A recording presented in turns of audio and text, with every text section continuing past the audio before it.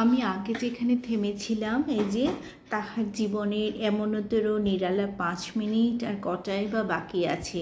সেই যে শেষের রাত্রি গল্পটাতে গল্পগুচ্ছ থেকে পড়ছিলাম না, ওখানেই আমি থেমেছিলাম। আজকে তার পরের থেকে পড়ছি। আর বেশি নেই, অল্প একটু আছে, শুনুন, ভালো লাগবে। আজকে হয়তো শেষ করতে পারবো না, আরেকটা দরকার হবে, আরেকটা পার্টে আমি শেষ করে নেব। আজকে কিছুক্ষণ পড়ছি, ঠিক আছে? চলুন। এ কি বউ, কোথাও যাচ্ছ নাকি? সীতারামপুরে যাব। সে কি কথা, কার সঙ্গে যাবে? অনাথ নিয়ে যাচ্ছে। লক্ষ্মী মা আমার, তুমি যেও, কিন্তু তোমাকে বারণ করব না তো আজ নয়। টিকিট কিনে গাড়ি রিজার্ভ করা হয়ে গেছে। তা হোক, ও লোকসান গায়ে সইবে, কিন্তু তুমি কাল সকালেই চলে যেও, আজ যেও না। মাসি, আমি তোমাদের তিথি বার মানি নে, আজ গেলে দোষ কি? যতীন তোমাকে ডেকেছে, তোমার সঙ্গে তার একটু কথা আছে। বেশ তো, এখনো সময় আছে, আমি তাকে বলে আসছি। না, তুমি বলতে পারবে না যে যাচ্ছ। তা বেশ, কিছু বলবো না, কিন্তু আমি দেরি করতে পারবো না। কালই অন্নপ্রাশন, আজ যদি না যায় তো চলবে না। এইভাবে ওর স্ত্রী আর মাসির কথা চলছে। স্ত্রীর মানে ওইটুকু বোধই বোধহয় আসেনি যে যতীন কতখানি অসুস্থ।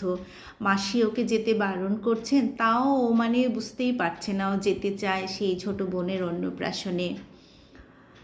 তারপরে শুনুন, আমি জোরহাত করছি বউ, আমার কথা আজ একদিনের মতো রাখো।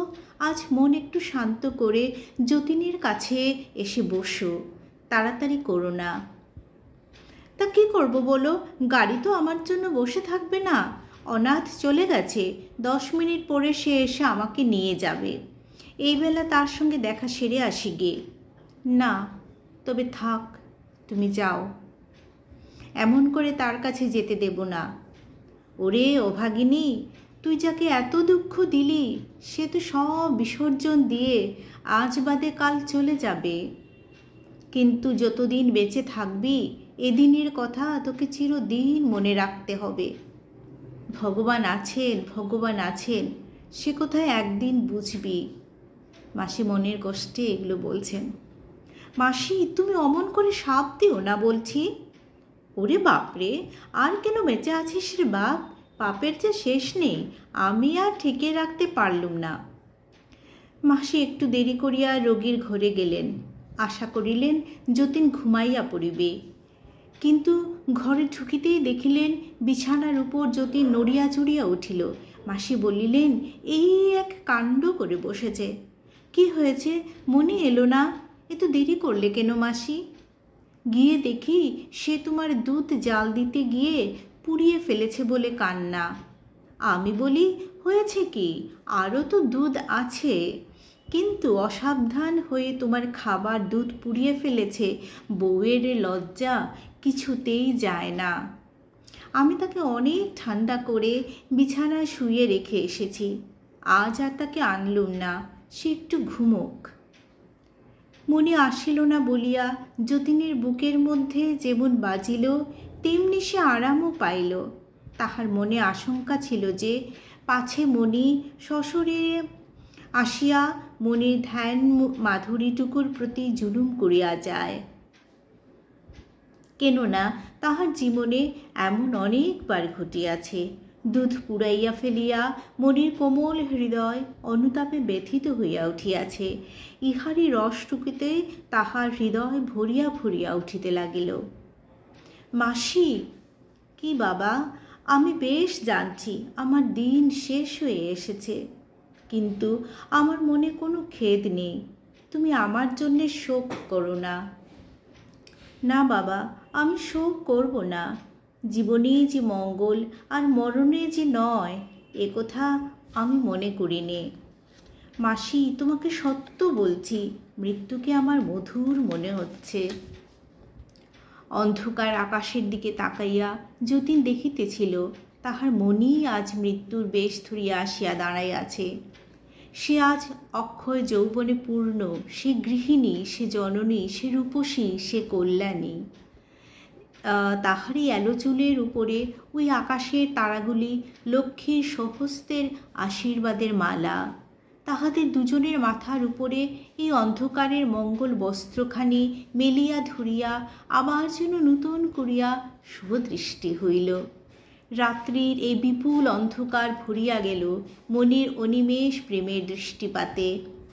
এই ঘরের বধূ মণি, এই একটুখানি মণি আজ বিশ্বরূপ ধরিল।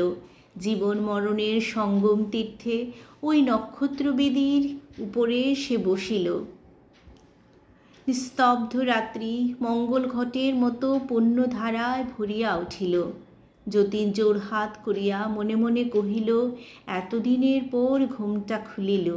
এই ঘোর অন্ধকারের মধ্যে আবরণ ঘুচিল। অনেক কাঁদাইয়াছ সুন্দর, হে সুন্দর, তুমি আর ফাঁকি দিতে পারিবে না। কষ্ট হচ্ছে মাসি, কিন্তু যত কষ্ট মনে করেছ তার কিছুই নয়।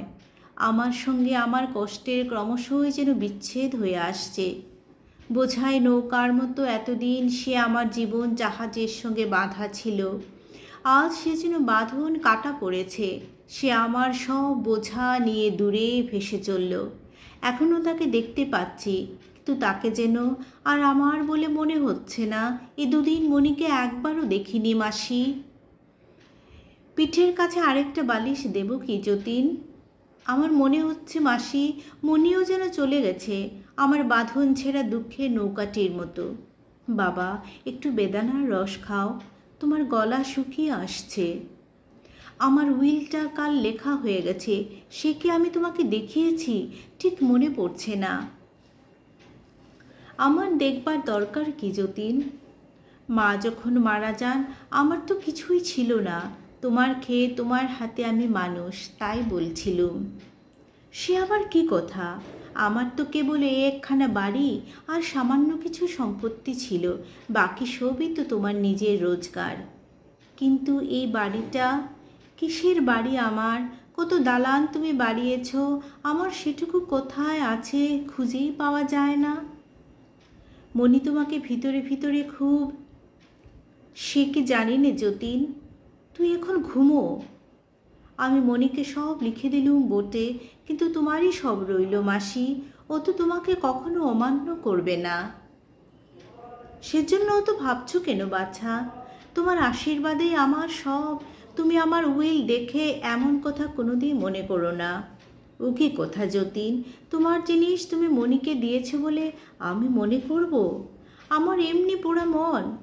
তোমার জিনিস ওর নামে লিখে দিয়ে যেতে পারছো বলে তোমার যে সুখ, সেই তো আমার সকল সুখের বেশি বাপ। কিন্তু তোমাকেও আমি, দেখো যতীন, এইবার আমি রাগ করব। তুই চলে যাবি আর তুই আমাকে টাকা দিয়ে ভুলিয়ে রেখে যাবি? মাসি, টাকার চেয়ে আরও বড় যদি কিছু তোমাকে দিয়েছিস যতীন, ঢের দিয়েছিস। আমার শূন্য ঘর ভরেছিলি, এ আমার অনেক জন্মের ভাগ্য। এতদিন বুক ভরে পেয়েছি। আজ আমার পাওনা যদি ফুরিয়ে গিয়ে থাকে তো নালিশ করব না। দাও, সব লিখে দাও, লিখে দাও। বাড়ি ঘর, জিনিসপত্র, ঘোড়া গাড়ি, তালুক মুলুক যা আছে সব মনির নামে লিখে দাও। এসব বোঝা আমার সইবে না। তোমার ভোগে রুচি নেই, কিন্তু মনির বয়স অল্প, তাই। ও কথা বলিস নে, ও কথা বলিস নে। ধন সম্পদ দিতে চায় দে, কিন্তু ভোগ করা কেন? ভোগ করবে না মাসি? না গো না, পারবে না, পারবে না, আমি বলছি। ওর মুখে রুচবে না, গলা শুকিয়ে কাঠ হয়ে যাবে, কিছুতেই কোনো রস পাবে না। কি কষ্ট লাগে এসব শুনতে না, মাসি আর যতীনের কথোপকথন। আবার যতীন মণিকে নিয়ে অনবরত ভেবে চলছে। মাসি যতই ওকে ভুলাতে চান তাও। মাসির মনটাও কত সরল, তিনি যতীনের এত ভালো চান আর মণিকেও সবসময় আড়াল করে রাখেন।